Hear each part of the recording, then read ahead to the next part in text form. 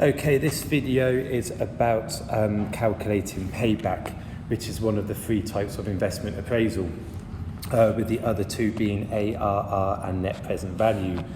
Let's look at the case study here.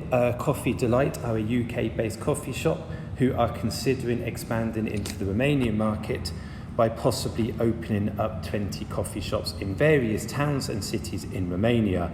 The project is forecasted to cost 11 million. So they've got the potential here to invest in 20 new coffee shops.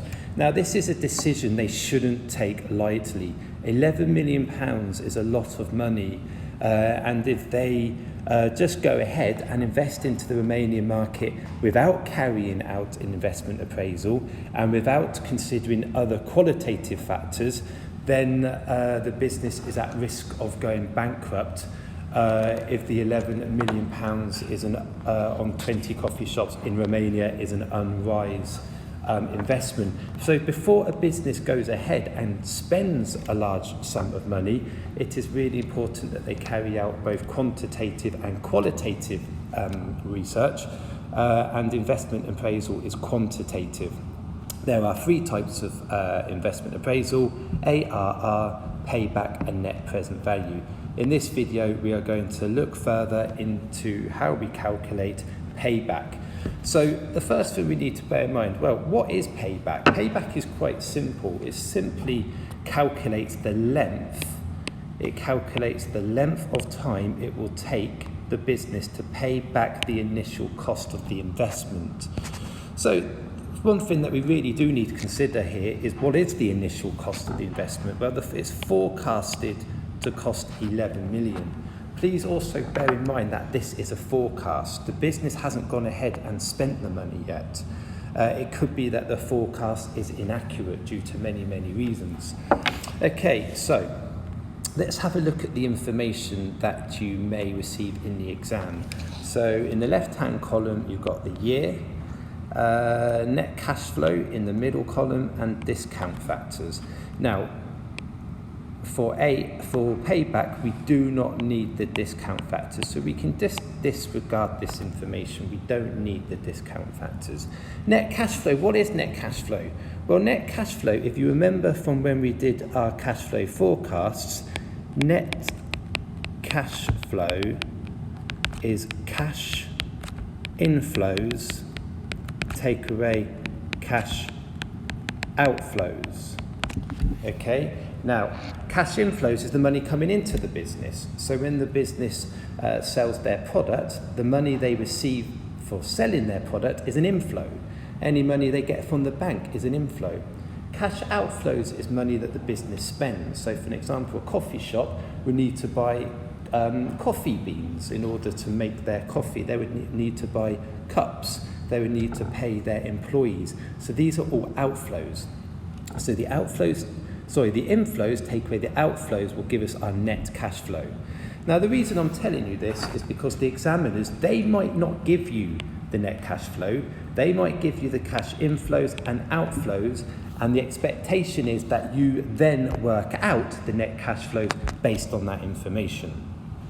Okay, so how do we calculate payback? Well, like I said, we need to be very conscious of the fact that, let's use a purple pen to work this out, that the initial investment is 11 million. Okay, so after year one, the business has paid back, has the ability to pay back 1.85 million. So that's nowhere near the 11 million.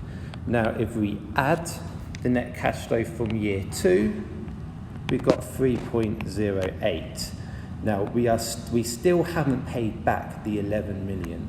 So we need to add the net cash flow for the following year, which is 5.12.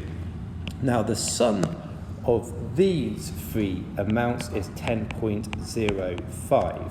Now, we're going to stop there, because if we did add the net cash flow for year four, which is 7.99, we are going to go over the initial investment of 11 million. So we're going to stop there. So at the moment, we know that it's going to take 3 years, because we've got 1, 2, 3. It's these 3 years plus X months. So now we need to find out how many months into the next year, which is in this case the fourth year. We need to know how many months it's going to take into the fourth year to pay back the initial investment of 11.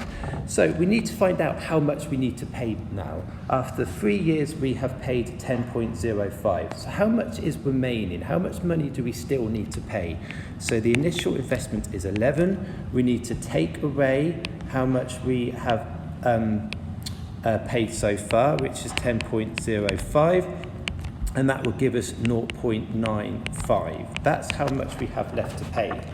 Now we take that 0.95 and we divide it by the net cash flow of the following year.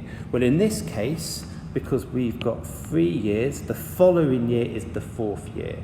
So 0.95 divided by the net cash flow of the fourth year, the following year, which is 7.99. And then we're going to multiply that by 12 because there is 12 months in the year. Alternatively, you could divide it by 365 to work out how many days it's going to take to pay it back. But let's use the month system. Okay, so that will give us an answer of 1.4. Now, we can't say here, we need to either round it up or down. It's not going to take 3 years and 1 month, because we still have a bit remaining. So we need to round this up because we are dealing with time. So the answer is going to be 3 years and 2 months. So it's going to take the business 3 years and 2 months to pay back the initial investment of 11 million. So what does this mean to the business? How are we going to interpret the result? Well, basically, the shorter the payback period, the better, the less risk there is. Because the sooner you pay back the initial investment, the sooner the business can start to generate profit from the investment. So if Coffee Delight, as soon as they pay back their 11 million it costs to make 20 coffee shops in Romania, then they're going to start generating profit. Also, in the exam, you might be asked to consider 2 options. So for an example, for the Coffee Delight, they might be considering expanding into Slovenia or expanding into Romania. So then you can use payback to see which project actually pays back the initial investment sooner, and then you could recommend that the business goes ahead with that particular project.